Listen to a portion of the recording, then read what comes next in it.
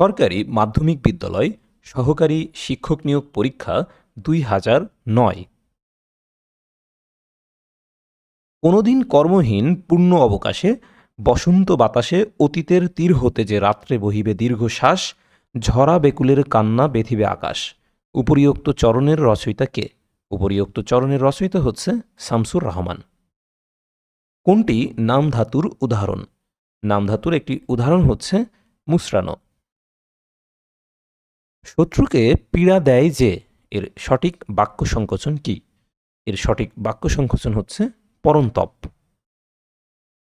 কোনটি উপসর্গ নিষ্পন্ন শব্দ? উপসর্গ নিষ্পন্ন শব্দ হচ্ছে প্রত্যেক। বাংলায় টি.এস. এলিয়টের কবিতার প্রথম অনুবাদক কে?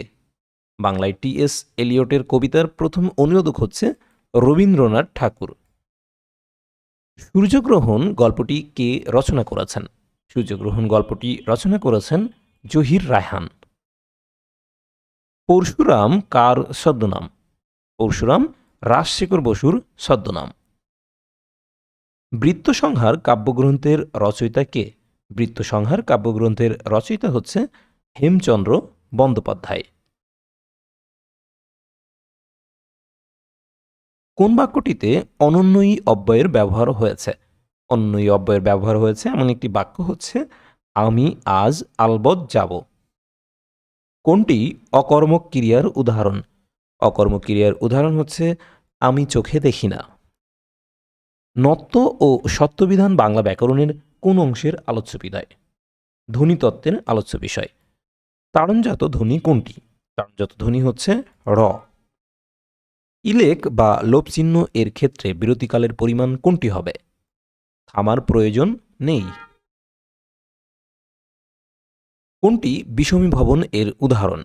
বিষমী ভবনের উদাহরণ হচ্ছে লাল, নাল। আলকাতরা শব্দটি কোন ভাষা থেকে এসেছে? আলকাতরা শব্দটি আরবি ভাষা থেকে এসেছে।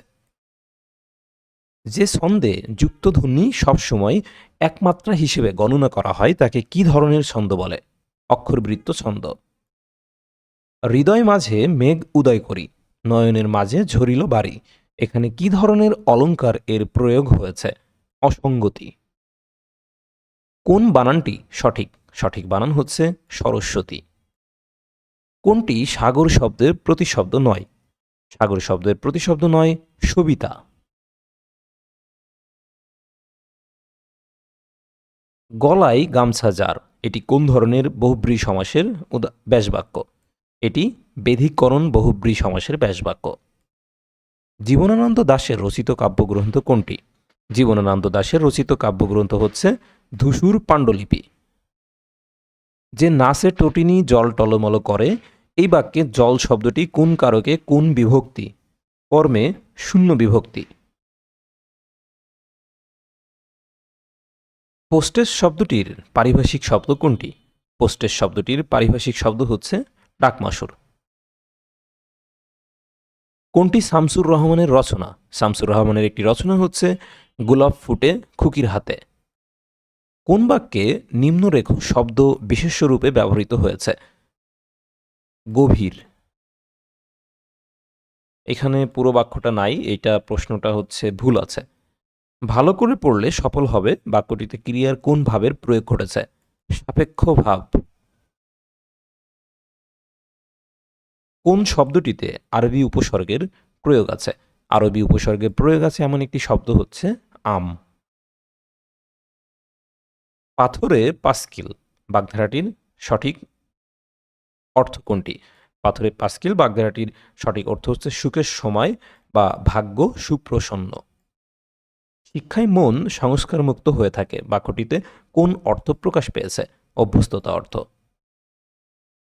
আধুনিক বাংলা সাহিত্যে প্রথম কাব্য কোনটি?